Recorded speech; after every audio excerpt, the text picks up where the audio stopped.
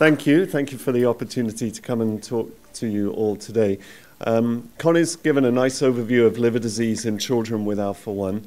I thought I would just spend 5 minutes or so talking about research in alpha-1 antitrypsin deficiency and some things that are maybe a long way off, some things that are perhaps a little bit closer in, and one interesting thing I'll mention at the end of my talk that potentially could be something to pay more attention to right now. So before I begin, I need to deal with one issue. The question in many of your minds at the moment is, how come this guy is called Ling, but he's not Chinese? I know you're thinking that, because although it's rarely a question that people ask me, they always ask Connie after I've left the room.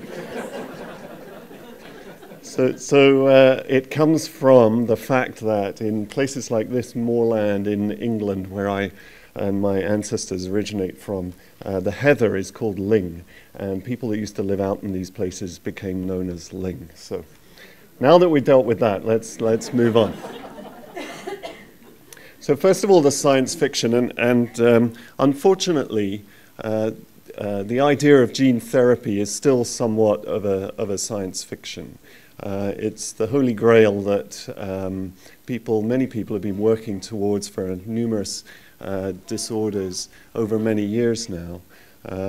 What I want to just mention to you is a recent development in the idea of gene therapy that I think is bringing it a little more closer than perhaps it was just a few years ago.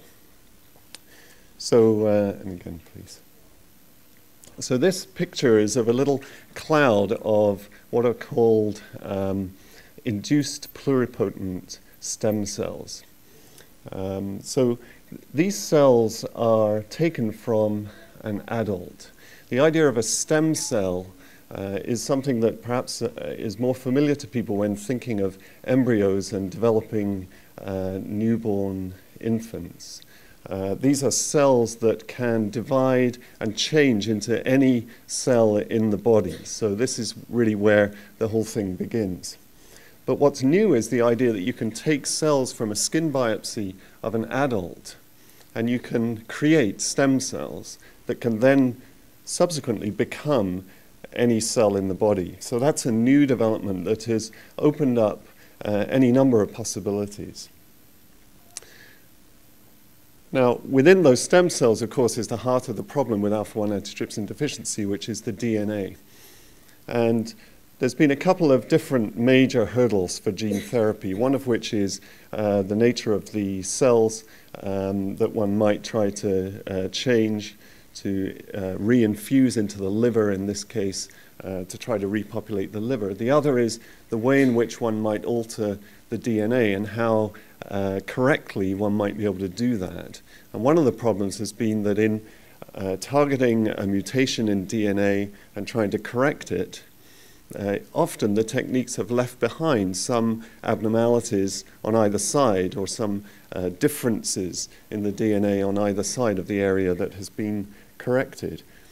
So the development more recently, and again please, next slide please, thanks, has been a combination of techniques to firstly take adult cells, change them into stem cells, and within those cells correct the alpha-1 antitrypsin mutation in this case correctly without leaving behind any other abnormalities in the DNA.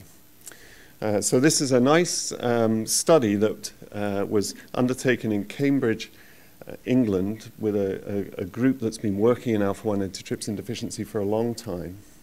And they have proven a concept that in animal models, we can take adult cells, create stem cells, correct the DNA so that there's no longer an alpha-1 antitrypsin mutation, and then reinfuse those cells back into the animal and improve the status of that animal's liver. So very exciting, but still many hurdles and many long years, I think, before that sort of methodology is ready for use or even for research use in humans. So is there anything that's a little bit closer in? Well, let's talk about one study that has just recently opened to recruitment in the United States. In the liver, the problem with alpha-1 antitrypsin deficiency is what you see here. This is a microscopic picture of liver cells in alpha-1 antitrypsin deficiency, stained with these purple and pink-colored stains. And these deeper purple globules that you can see in many of those cells is the abnormal alpha-1 antitrypsin that is collecting in those cells, and the cells don't like it. Next slide, please. So whereas in the lung, the pathology develops essentially because of too little alpha-1 antitrypsin, in the liver, there's too much abnormal alpha-1 antitrypsin that's getting stuck in the wrong place within the cells and creating problems for those cells to work properly. So approaches to trying to deal with this have been to try to enable that alpha-1 antitrypsin to move more easily out of the cells in the way that it should do. And another approach is to try to help the cells to get rid of that collection of abnormal protein there. Next slide, please. And that is where this study, again, currently the published work is in an animal model in which the researchers used a drug to help the liver cells digest that abnormal protein by a process called autophagy. And the reason that this study is very interesting, next slide, is that the drug they chose to use is a drug that's been on the market for a long, long time, funnily enough, for the management of seizures. And it's called carbamazepine. So this is a drug we know all about. It's safe, it has 1 or 2 side effects we have to be careful with, but it's not a whole brand new compound. So the group that did this work in Pittsburgh are now opening up a study to begin to look at this in adults with fairly advanced alpha-1 antitrypsin deficiency liver disease to see over a year of treatment with carbamazepine whether they can bring about any beneficial impact on the liver. Okay, so finally, what about now? Is there anything we can do now differently that might make a difference? Well, I don't have any great secrets up my sleeve, unfortunately. But there is one thing that I think is worth considering. Next slide, please.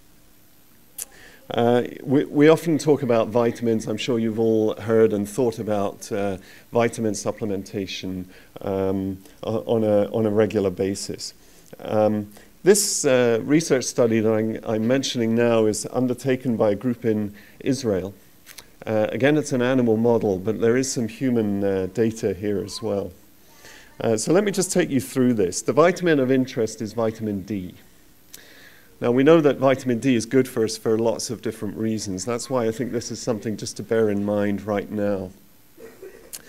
These 4 pictures are microscopic pictures of a rat's liver, in which the top left picture is just the normal liver in a normal rat to which they did nothing. The top right picture, this rat has been given a chemical, TAA, that damages the liver. And what you can see in that sort of network of red lines is the scar tissue in the liver. So that's a cirrhotic liver with these nodules of liver demarcated by the red fibrosis. So then with other rats, they did the same thing, either leave them alone, leave them as normal and give them some vitamin D, or they give them that damaging chemical with vitamin D. And what you can see, bottom right, that rat has received the same damaging chemical. It ought, by all means, to look like the top picture, but instead it actually looks quite close to the normal picture. So the vitamin D here in this rat model seems to be doing quite a lot of good to protect the liver. Now, we have to be cautious. This is not alpha-1 antitrypsin deficiency in the rat, and it's a rat. It's not a human.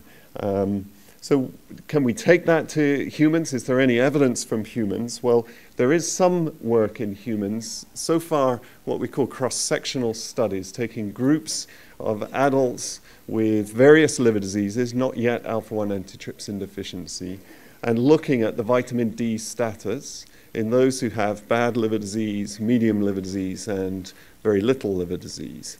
And you can show a correlation there. The worse the liver disease, the worse the vitamin D status. Now that doesn't yet prove anything in humans. It's an association. On my birthday, it's usually warm and sunny. That's not because it's my birthday, it's because my birthday's in June. And similarly, in these cross-sectional studies of vitamin D in humans, the association doesn't prove causation. Those studies, I think, are likely to come soon. But we know vitamin D is good for us for many reasons. It's good for our bones. It probably protects us against cancer. We know we should already be paying attention to our levels. Here, I think for anyone who's at risk of a fibrotic liver disease, in this case alpha-1 antitrypsin deficiency, I think it's worth paying very close attention to where your vitamin D levels are and for taking some supplementation. Next slide, please. So don't forget your vitamin D, and we've all got a packet in our bags today, so that's a good start. Thank you.